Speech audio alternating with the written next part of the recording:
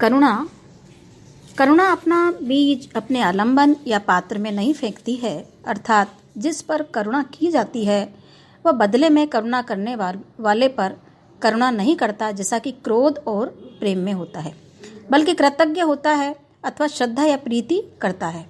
बहुत सी औपन्यासिक कथाओं में ये बात दिखाई गई है कि युवतियां दुष्टों के हाथ से अपना उद्धार करने वाले युवकों के प्रेम में फंस गई हैं।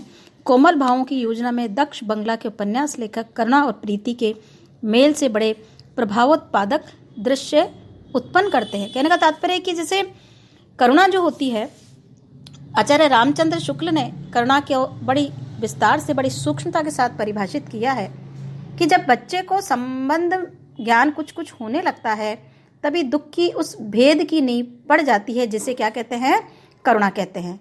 बच्चा पहले ये परखता है कि जैसे हम हैं वैसे ये प्राणी भी हैं, और बिना किसी विवेचना क्रम के स्वाभाविक प्रवृत्ति द्वारा अपने अनुभवों का आरोप दूसरे प्राणियों पर करता है।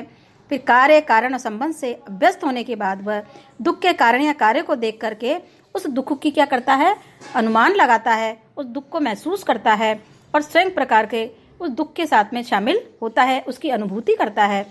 जैसे कि आप उदाहरण के लिए देखिए कि माँ झूठ मूठ करके रोती है तो कोई बच्चा भी रो पड़ता है। इसी प्रकार जब किसी भाई या बहन को कोई मारने उठता है तो वो कुछ चंचल ओढ़ते हैं। और जबकि दुख की श्रेणी में प्रवृत्ति के विचार से करुणा का उल्टा क्रोध है, और जिसके प्रति क्रोध होता है उसकी हानि की चेष्टा की जाती है, और करुणा जिसके प्रति होती है उसकी भलाई का उद्योग किया जाता है। मतलब किसी पर प्रसन्न होकर लोग उसकी भलाई करते हैं, लेकिन जिसके ऊपर गुस्सा या क्रोध या होता है तो उसके मतलब जो भलाई का काम नहीं करते बल्कि उसके ऊपर क्या किया जाता है, उसकी हानि की बात सोची जाती है। इस प्रकार पात्र की भलाई की उत्तेजना दुख और आनंद दोनों की श्रेणी में रखी गई है। तो आचार्य शुक्ल जी ने जो है करुणा का बड़ा विस्तार से इस निबंध के अंदर जो है वर्णन किया है कि करुणा अपने बीज का आलंबन या आलंबन पात्र में नहीं फेंकती है।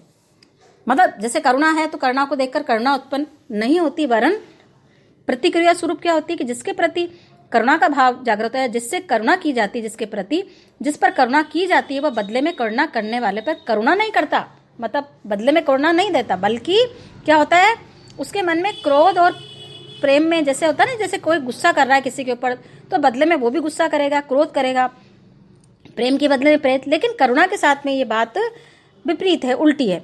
बल्कि जिसके प्रति करुणा का भाव जागृत होता है तो वो बदले में हमारे लिए क्या करता है, बल्कि वो क्या होता है, कृतज्ञता ज्ञापित करता है, अपनी श्रद्धा भाव दिखाता है, प्रीति करता है। बहुत सी औपन्यासिक कथाओं में ये बात दिखाई गई है कि युवतियां दुष्टों के हाथों से अपना उद्धार करने वाले, मतलब जिसने भी किसी मुसीबत से किसी को छुटकारा दिलाया गया हो, दुष्ट व्यक्तियों के हाथ से अत्याचारों से उससे मुक्ति दिलाई गई हो, तो वो उनके लिए एक नायक बन जाता है। वो पात्र जो उनसे उनके कष्टों से क्या करता है, मुक्ति दिलाता है दुष्टों के हाथ से, और वो उनके प्रेम में फंस जाती हैं। कोमल भावों की ये योजना बंगला में जो नाटक लिखे गए हैं, बंगला के जो उपन्यास लेखक हैं उन्होंने अपनी करुणा और प्रीति के मेल से बड़े प्रभावशाली जो है दृश्य अपने उपन्यासों के संवाद के माध्यम से उपस्थित किए हैं। मतलब करुणा अपना बीज अपने आलंबन या पात्र में नहीं फेंकती है। और आगे देखिए कि मनुष्य के प्रत्यक्ष ज्ञान में देश और काल की परिमिति अत्यंत संकुचित होती है।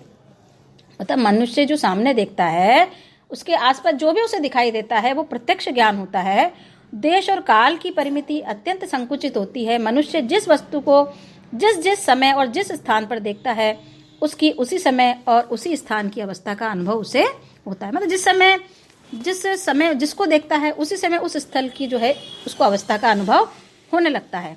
पर स्मृति, अनुमान या दूसरों से प्राप्त ज्ञान के सहारे मनुष्य का ज्ञान इस परिमिति को लांघता हुआ अपने देश काल संबंधी विस्तार को बढ़ाता है। मतलब उसको क्या होता है, बहुत सारे अनुभव प्राप्त होते हैं, दूसरों के द्वारा उसे ज्ञान प्राप्त होता है, स्मृति के आधार पर, अनुमान के आधार पर उसका जो ये सीमित ज्ञान है वो विस्तार पा जाता है।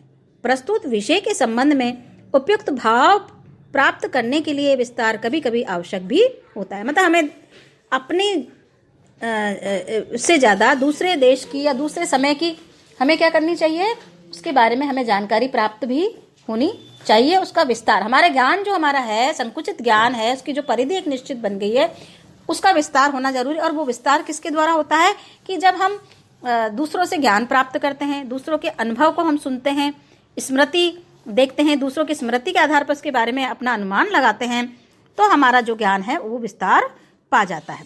मनोविकारों की उपयुक्तता कभी कभी इस विस्तार पर निर्भर करती है। किसी मार खाते हुए अपराधी के विलाप पर हमें दया आती है, पर जब हम सुनते हैं कि कई स्थानों पर वह अपराध कर चुका है, इससे आगे भी ऐसे ही अत्याचार करेगा, तो हमें अपनी दया का अनुपयुक्तता मालूम होती है।